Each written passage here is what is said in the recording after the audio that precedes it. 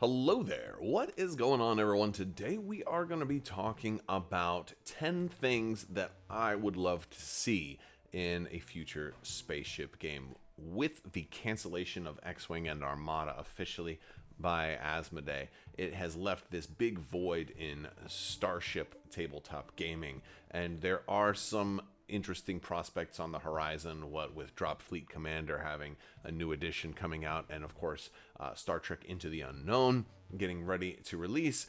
But it did leave a lot of people wondering if Asmodee would make another Starship game, if maybe that would come from somebody like Fantasy Flight or Atomic Mass Games, or if Games Workshop would bring back something like Battlefleet Gothic, or if we're going to see a resurgence in fleet-based or starship combat type of games. So I had been asked before on what are some things that I would want to see in an all-new game, not just necessarily a reboot, but if something new were to enter the arena. And so I put together a list of 10 things. And if you like this list, I'd love to hear some of your thoughts on things that you would love to see in a Starship Battles game, whether it's a Star Wars game or somewhere else. Now, I will start this out with something that is not on the list, something that I don't think is required, and it's a big one for me. It doesn't actually have to be a licensed game. It doesn't have to be something that's pulled from Lucasfilm or Marvel or Star Trek or Paramount or any of these. It doesn't have to be a Battlestar Galactica game. I'm absolutely fine with a company using their own properties. I've long thought that if Asmodee were going to put something out and wanted it to have the staying power and the flexibility to be able to create future content that isn't sort of boxed into, oh, well, you have to make something that does this because this is the new show that's coming out, but rather having the flexibility to say, hey, we need a ship that can cloak. Oh, we don't have any cloaking? No problem, we'll make our own. And basically having your own license. Twilight Imperium would be an excellent option for that, since that's something that Asmodee already owns. They wouldn't have to pay some third-party licensor. That's something that FFG developed. They're owned by Asmodee now, so that would be an easy one, or even an all-new IP altogether. I think stuff like that is a lot easier. So I don't. So what's not on this list is not that it has to be from a recognizable license. And while that does sometimes help get a game to higher levels and greater levels of notoriety, I don't think that's required for a good game, and it's not something that I personally feel like I really need to see. So we're going to start off with 10 things in no particular order. First thing is high quality miniatures. I love to see miniatures on the tabletop. I don't just want cardboard, even though there have been times where I've said, hey, I'd be willing to accept that if it meant the continuation of other games, but I do want some high quality miniatures. Now, they don't have to be pre-painted, pre-assembled miniatures, although that certainly works for a lot of people. So if it's bonus points if they are pre-painted, pre-assembled, but I don't want them to be pre-painted, pre-assembled at the cost of sacrificing quality. So I think for me personally, whatever is going to get us the best overall quality is fine with me. And a lot of times that will mean miniatures that you have to assemble yourself, which is sometimes, adds a little bit more to the hobby, but also can alienate some players. So I don't necessarily want miniatures that are pre-painted just for the sake of getting more players in, but that is a bonus to it. Again, Drop Fleet Commander had great miniatures, so did Star Wars Armada, and it looks like Star Trek Into the Unknown has great looking miniatures as well. Now, another compromise is if you're trying to go for a bigger scale, zoomed out a little bit farther, so that your ships are smaller, but you can get more on the battlefield. You could do stuff kind of like how Twilight Imperium's miniatures are already. They're a little smaller, maybe single piece, maybe pre-colored, like Halo Flashpoint is doing with their models, pre-colored, but not necessarily pre-painted. Like all of a certain faction is going to be purple, and all of this faction is going to be blue, and all of this faction is going to be green, so on and so forth. That allows it more easy, an easier time identifying whose ships are whose when you're playing most of your battles.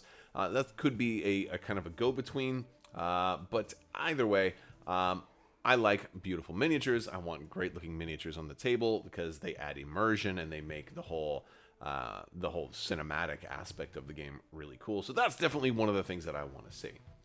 Number 2 on the list is, well, losing should still be fun. The fun factor is really the biggest point of a lot of these games. I'm not super competitive. I'm a little competitive, and I like to play in a moderately competitive mindset, but I don't want to sacrifice fun for the sake of competition. So for me, one of the top things is that the game is fun, it's enjoyable for both players. I play a lot of different games, both tabletop and video games, and one of the things that always turns me off about any game is that when you're only having fun when you're winning, that's, and if you're losing, if you're having a miserable time, that's really bad.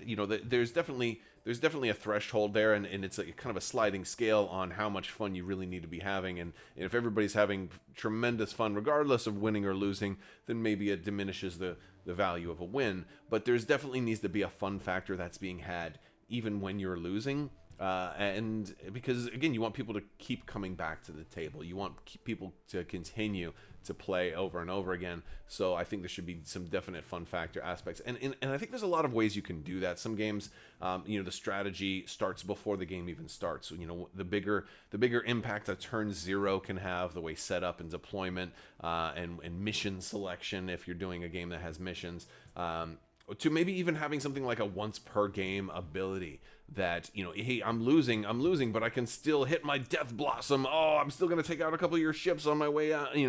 Like stuff like that is still fun, and it's like a consolation prize for losing. Having secondary objectives, or sometimes campaign play. If you're doing campaign play, while not always my favorite thing, it's a great way to say, hey, I'm going to lose this, but I can finish this objective that'll help me in the next game. So as long as there's a fun factor for whoever is not doing too great in the game, then that's a very important hallmark. Moving on to number 3, I'm going to say multiplayer support. Now, granted, this is Eclipse that I have a photo of on screen here, but I'm not necessarily just talking about board games. Board games usually have multiplayer support. I'm talking about for a tabletop skirmish Starship game as well. Most skirmish games are 1v1 or force on force, not necessarily open up to multiple forces. And this would be a huge boon to the tabletop gaming world if more games were truly adept at being multiplayer, and truly multiplayer, not just team multiplayer. Because really, team multiplayer is really still one force versus another force. So it's, like any game can be a multiplayer game if you just, have 30 guys on each side of the table alternating who gets to make the next decision. So where I'm going here is, can the game actually be played 3-player? And most games can be played 4-player, again, if you're teaming. But can it be played 5-player? This is especially a big deal when you have like a casual game day or game night and there's an odd number of people. It's also a fun, and it doesn't have to be the core way to play. But if you look at like a game like Magic the Gathering that is, that works in a, in a straight-on dueling scenario, but definitely works as also a, hey, let's play, multiplayer. Whether it's the inclusion of a slightly adjusted format to allow for multiplayers, or whether the game system as a whole is open-ended enough that it's built with multiplayer as a possibility in mind from the beginning. I think that could do huge things for game engine to facilitate a balanced multiplayer from its inception. Moving forward, onto number 4. Gameplay should be at least a little fast. I don't think anybody wants a game that's going to take 8 hours for the standard. I think typically for a big fleet-on-fleet game, you probably want typical gameplay to be less than 2 hours when possible, allowing for, of course, your first game might be a little bit longer while you're still learning the rules, or if you're doing extra large or epic kind of sized games. But for your standard game, you're going to want it to probably be able to be played in less than 2 hours. 60 to 90 minutes is usually good, gives you a good meaningful amount of strategy and back and forth and decision making, and allows you to get maybe multiple games in a day, or if you're doing a game night, maybe you can get 2 in, and it allows tournaments to be able to go longer. That kind of stuff is excellent. Speaking of tournaments, number 5, a game should have tournament play.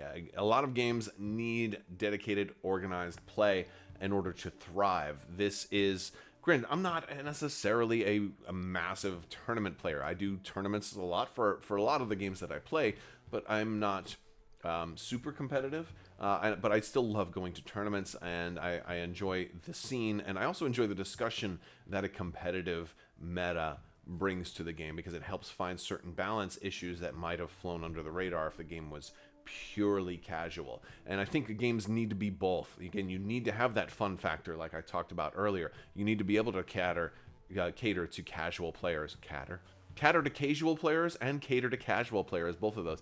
No, but you need to be able to cater to both casual and competitive players.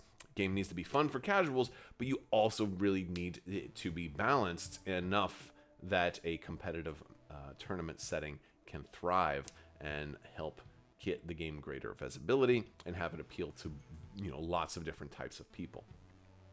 I think that's an important thing. This also gets people coming out to stores and gets the game more visibility from that standpoint as well. Moving forward, the gameplay area. What size playmat should you use? What size does it have? A game board? What size table do you need? Ideally, this should be a little on the smaller side. Granted, I do love the larger play areas. I like the 6x3. I like the 6x4, but frankly, it should be playable on a 3x3 or smaller. And the reason for that is frankly, for ergonomic purposes in stores. Stores only have so much room. Most stores that want to offer organized play, that want to offer game nights, that want to offer a place for everybody to play, you run out of room very quickly if you need a massive table for just 2 people. And of course, part of this is mitigated if you have a massive table and the game is got a true multiplayer format. X-Wing had like an Aces High format that was a really fun way to have like 8 people all playing on one big board, and that's really cool. That could be something that ends up happening. But for your basic tournament, if you're running one-on-one tournaments and you have a 6 foot long table, it really limits how many players the store can support. And if you can 3x3 or even less, like a 2x2 or something smaller, would allow for quicker play and easier, basically easier seating, and a store to be able to accommodate more players. But that doesn't mean that the game shouldn't also be expandable to 6x3. This is one of the things that X-Wing Epic did really good back in the old days of 1.0 when they first announced the huge ships. They're like, hey, look, X-Wing's 3x3, but if you want to play Epic, you can expand it to 6x3 and play in a larger format. And that was really fun. It happened sometimes, and it allowed your game to feel more like it was scalable. It could grow into these epic large battles, and you could do even bigger than that if you wanted to.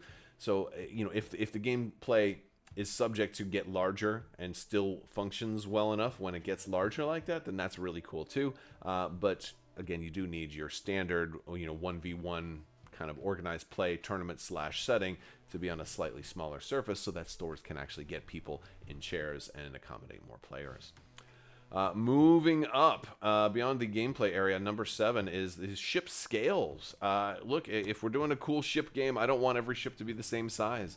I want to see some diversity in fleets, and I want small ships to exist for not just for the sake of having small ships, but it also helps make those large ships feel more massive by comparison. And it helps the really big ships stand out when they're flanked by a whole bunch of smaller support ships, and it really makes the gameplay area look more beautiful. It makes the game look more beautiful, especially if my number 1, if you have beautiful miniatures, then I love having like a big center in any game that I play, whether it's dudes on a map game like Warhammer, or if it's Legion or Armada, whatever. I love having a really big model surrounded by smaller models, because it makes that one big model seem even bigger by comparison. It's a very, very cool thing, and it's definitely something that I want to see happen. It was one of those reasons that I never really got into Star Trek Attack Wing, because they kind of made every single ship the same size, and I was just like, to me that kind of destroys my immersion in what's happening, and it just makes the game not look as pretty. And so that's, even though Armada's a sliding scale, it's still doing so many things right. And so I'd like to see more stuff that borrows that level of scale, and it gives more of an epic feel to what's happening on your tabletop, and that's really fun. Moving on to number 8, I really want a game to have easy list building. Not frustrating, not super hard to put a list together to go out and play. There's so many ways to do this, but I'll highlight some really bad examples. X-Wing was one of the most frustrating I've ever had for list building. Granted, they did come out with standard loadouts, which helped, but for example, anybody who's ever played X-Wing miniatures game knows that you have all these ship tokens and you have hundreds, maybe in some cases even thousands of them, and you're like, oh, I need to find Wedge Antilles. Hold on, let me just pour through. And these are all double-sided, and you've got to pour through. You're trying to put your list together. You're trying to run something different. You've got to sift through boxes and boxes of junk, trying to find the one piece that you want. That's really frustrating. Also, as far as like points and everything goes, I really am not a huge fan of having basically all of your points just in a PDF document, and then unless you're going to have an official list builder. It's, it can be a difficult task for a lot of places to host their own list builder. I get that, but other places do. GW does that. For Warhammer games, they have their own list builder, so granted the points are available in a document, but you don't need to use those because the points are built into GW's own builder, and that works really, really well. And so that's good. But I still like the idea of points being on the cards, even if those points do need to be adjusted over time, still have a starting point on those cards, so you can at least have an idea. Also, when previews come out, it's always helpful to help gauge, oh, this is this power level. This doesn't look good, oh, but it's super cheap, so that is a huge part of the equation there. But make list building easy. Maybe you're not going with upgrades, maybe you're going with something like standard loadouts, or basically like this ship, this is just what you get with this ship. And your choices are which ships do you want to use. And maybe your other choices are you only have these ships, but you also have your fleet admiral or your commander that can go on board. Maybe I wouldn't make the game like too upgrade intensive. I'm okay with having some upgrades, but I don't know if I don't necessarily know if I want a ship, where it's like I just have one ship, but I have like 47 upgrade cards that I have to kind of put around it. That can also be a little bit cumbersome. So like a balance that just makes building lists not frustrating and a little bit on the easier side is a good thing for me. Now, how you do that, there's 1,000 different approaches, but those are some ideas I have on it. Another thing I'd love to see, and not many games have done this, but multiple ships on a base. Now, these aren't full-blown capital ships; these are little armada squadrons. But something that has this type of system, I think, is a really cool option that I'd love to see explored a little bit more in a fleet building game. Imagine if you want to have a big armada. One way to do that, and Drop Fleet Commander kind of approached this aspect of is like you have these flight groups. So instead of activating every single ship, and if you've got 12 to 20 ships on the board, that could take forever. Instead, you activate a group, and that whole group moves together, so that counts. So like maybe 3 or 4 ships is all just a single activation. That allows the gameplay to proceed faster, makes a lot of decision making a little bit faster. But what if instead, if you're going to have all of those ships on a single base, so you can just move the one base, and now the list building is, oh, okay, well, this is actually going to have a medium and 2 smalls, and oh, this one's going to have 2 frigates and a dreadnought or something like that. And so like the way you're actually slotting your ships into that expansionary group, or that that wing, or however you're going to do it, that could be really cool. So imagine something kind of like these little candelabras, where that is maybe the list building, is which ships you're putting in the group is the list, not necessarily which upgrades you're putting on the ship, but which ships go into the flotilla or the sub fleet. Could be really cool. Also allows a whole lot more ships on the table, and a whole lot less activations, so quicker gameplay. It'll look cool and play faster. I think it's a cool idea. Let me know what you think. And number 10, rules. Simple rules with complex strategies. This one's real easy. So many games have very heavy rules or take a long time to learn, and aren't really aren't really that easy for a lot of people to get into, and that can be a barrier. I've had some games. I had one time a game was sent to me, and the rule book was about this thick, and that's even bigger than GW rule books. And it was so intimidating that I never got past like the second or third page. I was just like, no, I'm just can't do it, and now I don't want to anymore. If you can do all of your rules on like 2 or 3 pages, and then just basically have the complexity kind of arrive from the strategies and the interactions that happen within them, might mean that you have kind of a long FAQ. But the simpler the rules can be, and again, this is a moving target. It's not an easy goal to achieve. So I'm not putting this out here like, oh, this is easy, just make the rules simple. No, that's a very difficult thing to balance and to do right. But the simpler the rules, the fewer pages you have in the rules, the quicker you can at least do a learn to play, and then maybe have an expanded rules reference, then I think then you're on to something really, really good. I think X-Wing started out with a very, very simple rule set. Okay, everybody moves, then shoots, and then you start from there, and then the complexity develops a little bit more over time. The problem in that case came out that with every new wave and every couple of months, there was more rules and more rules and more interactions and then more updates and more erratas and more rules and then a new wave and then it has a whole new technology and then then it ends up growing and growing and growing too much. But so the simpler the rule set, the better, and that's my number 10. Those are 10 things that I'd love to see in a new Starship game, whether it be dogfighting or capital ship combat, or maybe a little bit of both. Those are things that I would love to see. I want to hear what you guys think. What's something that you want to see in a spaceship game? And let me know down in the comments. You can also join in our Discord. There's links to that in the video description below. And you can head over to Crabbok.com, check out some of the great references and video libraries we have there, as well as social media links and Patreon if you want to help support the channel and help it grow. I want to thank you all so much. Big thanks to my patrons. You guys are out of this world and help make the whole channel possible. I will talk to you later. May the force be with you. Live long and prosper. Be excellent to each other. Party on, dudes. So say we all. And always wash your socks.